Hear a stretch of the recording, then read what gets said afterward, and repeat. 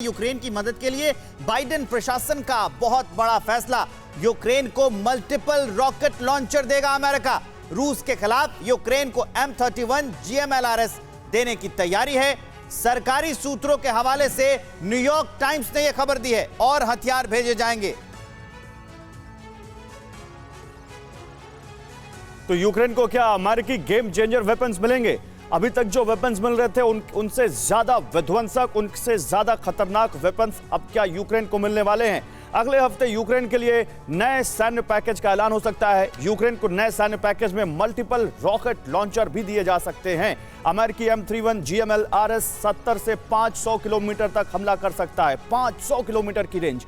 Ukraine को लंबी दूरी के हथियार देने को लेकर असमंजस में रहा है अमेरिका।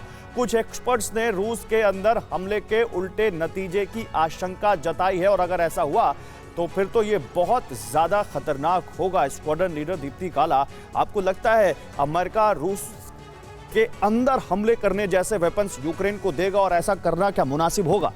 देखिए, मुनासिब तो बिल्कुल भी नहीं होगा और हालांकि अभी जेलेंस्की ने कहा है कि मेरे को आप जल्दी आप वेपन्स दीजिए, लेकिन उससे ज़्यादा ज़रूरी है कि रशिया से बात कीजिए। बिकॉज जितना विध्वंसक अभी तक ईस्टर्न यूक्रेन पे जैसे कि हम देख रहे हैं कि कब्ज़ा ऑलमोस्ट हो चुका है और अब सारे पोर्ट भी बंद पड़े हुए हैं। तो जो जेलेंस्की की जो रिक्वायरमेंट है वो ये है फ़िलहाल कि रशिया को जितना हो सके दबाव में डाला जाए और ये युद्ध बंद करवाया जाए, जो कि जिसके चांसेस होना बहुत कम है क्योंकि अभी रशिया पूरे ऑफेंसिव मोड में है और उसकी कवरेज जो है नहीं। लेकिन कर्नल शुक्ला, मुझे ये बताइए, ये वॉर कहाँ है? कभी लगता है कि वॉर बिल्कुल एक छोटे से रीजन में है, अब लगता है कि अमेरिका जिस तरह से जेलेंस्की मांग रहे हैं वो तो रूस को घर में घुसकर मारना चाह रहे हैं। ये वॉर पहुंची कहाँ पर है सर? देखिए, वॉर जो थी वो पुतिन के दिमाग में है, वो क्या वॉर करना चाह रहा है उसका कोई क्लियर ग्राउंड पर डिपिक्शन नहीं हो रहा है।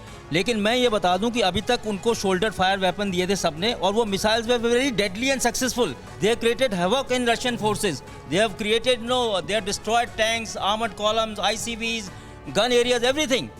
अब उन्होंने एक हॉविट्जर दी है उनको, आपको याद होगा, वो 3 राउंड एक बस्ट में फायर करती है, 3 राउंड एक साथ फायर करती है एक के बाद एक, वेरी डिस्ट्रक्टिव। कल 30 किलोमीटर का टारगेट अचीव किया और रूस में उन्होंने फायर किया। अभी इनको हैवी वेपन्स मिलना शुरू हो जाएंगे। एज ए मिलिट्री मैन, मैं एक कंट्री लड़ रही है, दूसरी अशोक सर, कंट्री ये हथियार काफी नहीं है, वो जो इंफॉर्मेशन नेटवर्क है वो शायद इसको ज्यादा सक्सेसफुल बना रहा है। आप कैसे देखते हैं इसको? बिल्कुल, आज का ज़माना ही इंफॉर्मेशन वॉरफेयर का ज़माना है और जब तक आपके पास क्रेडिबल इन्फॉर्मेशन नहीं होगी, आप वॉर में फ्यूचर प्लानिंग और टारगेटिंग करना आपके लिए बहुत मुश्किल होता है। इससे एक बात तो साफ है कि जो कुछ भी दिख रहा है सब कुछ वैसा नहीं है। जमीन पर कुछ तस्वीर दूसरी है और दिखाने की दुनिया को दूसरी कुछ तस्वीर की कोशिश की जा रही है। परवाह देश की, सोमवार से शुक्रवार रात 10 बजे TV9 भारतवर्ष पर।